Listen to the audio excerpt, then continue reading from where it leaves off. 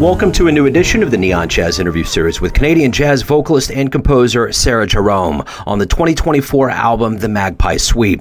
We caught up with her about this new album, Surviving COVID, and the future ahead. This project is an evocative and transformative musical journey for expanded jazz orchestra and four voices. It was born from a moment of awe. During a residency at the Banff Centre for the Arts in 2018, she observed a gathering of magpies and crows performing a dance in the middle of a winter storm. At the time, she was working on a deeply personal composition, Defying the Stigma and Taboo surrounding pregnancy loss. We cover some solid ground here. Enjoy.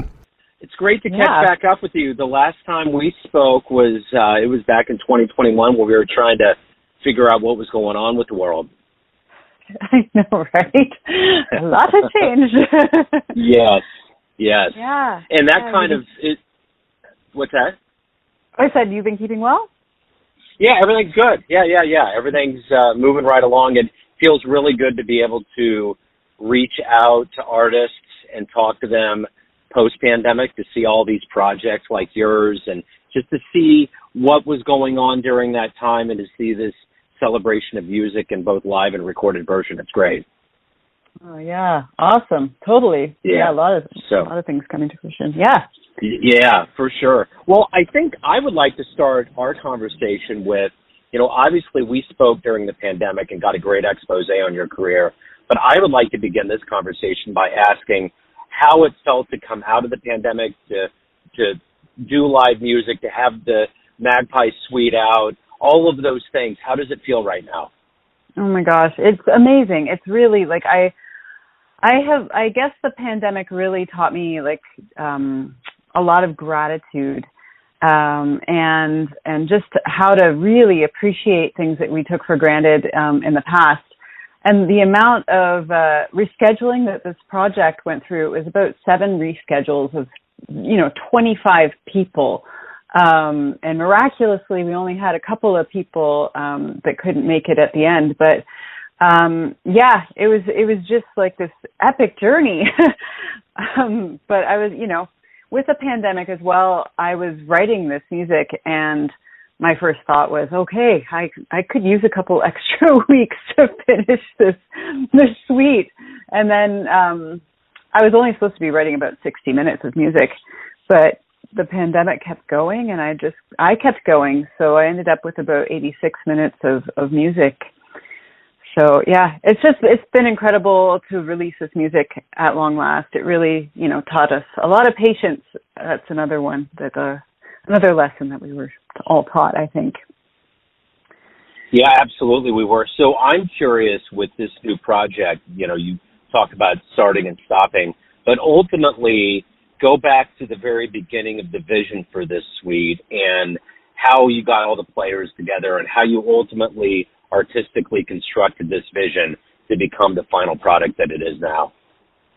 Yeah, so I started out just by working on a piece for a large ensemble because I actually hadn't ever done that before. I was really inspired by some of the listening that I had been doing around 2017.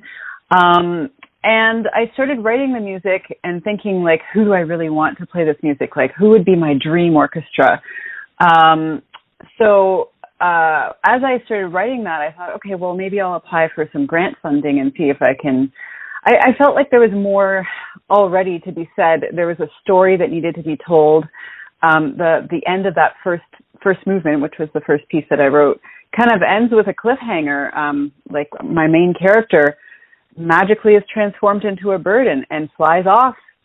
And I knew there was something there. So I applied for some grant funding, and it was funny. And I received some funding to write the rest of the suite. I think that was in 2019. And I spent a lot of time doing that. And then I received funding again to record it and premiere it in January of 2020. So chronologically, I guess it all started expanding into this enormous project once I got that first grant to complete the rest of the suite. And so I told these people, these musicians, and they were all into it. And I was just thrilled to be able to kind of keep these wonderful Toronto musicians, Canadian musicians in mind as characters, really. Their sound they are the characters of inside the story. So how did the sound come together? What was kind of the methodology of the songs? Well, I mean, I guess I was playing around with an extended orchestra, so extended instrumentation. So there are 3 classical musicians infused into the sound on oboe and flute and French horn, and I also included 4 voices. So I guess I was really experimenting with this kind of musical playground and seeing what transpired from it, while also doing a lot of research into bird behavior. I was inspired, I forgot to mention this part actually, when I was first writing the first movement, I was in a composer's residency at the Banff Centre for the Arts, and I saw a lot of magpies and crows while I was there. It was winter, very, very cold. So that setting kind of inspired the suite as well. So I came home and then started doing a lot of research into magpies specifically and bird behavior. And those ideas kind of became sort of metaphors for the creative imagination.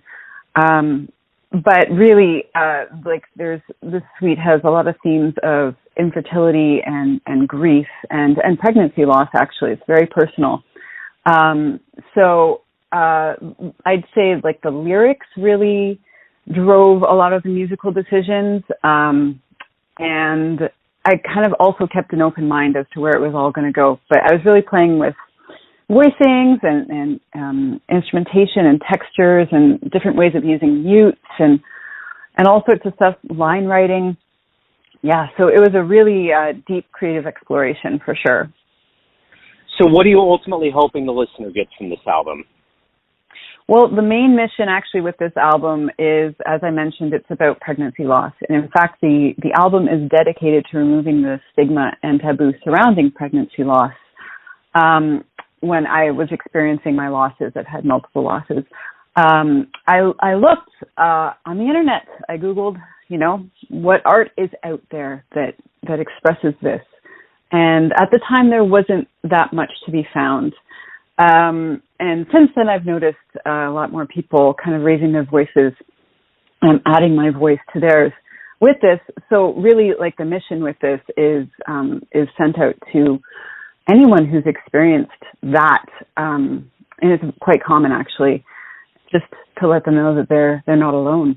I think it's I experienced a lot of healing and transformation through creating and performing and recording this music and releasing it. So that's the biggest intention.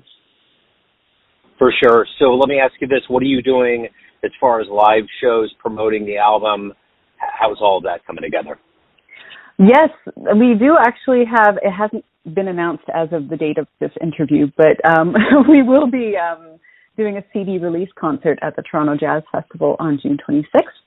Which I'm thrilled about, and we will be doing another concert at the Markham Jazz Festival on August 18th.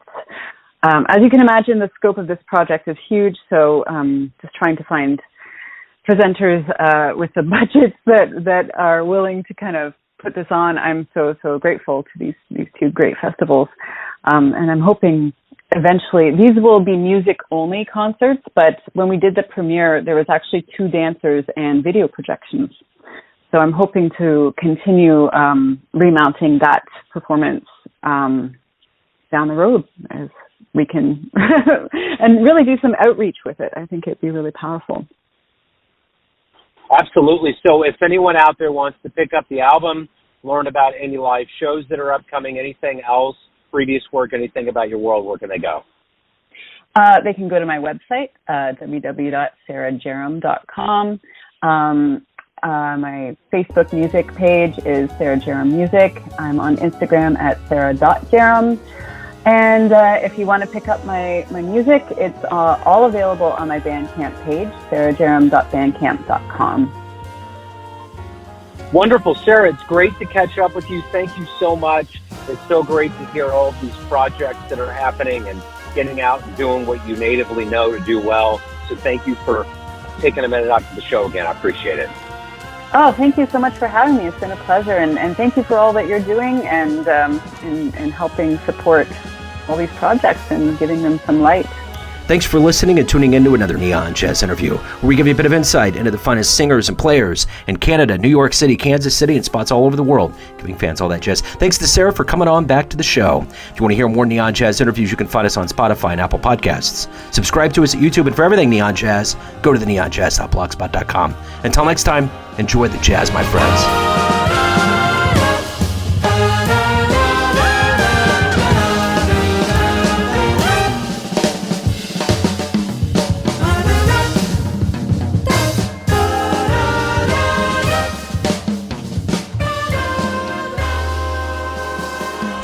Hey Jazz fans, Joe Domino here, the host of the weekly Neon Jazz radio show and regular interview series being produced and distributed from Lee Summit, Missouri.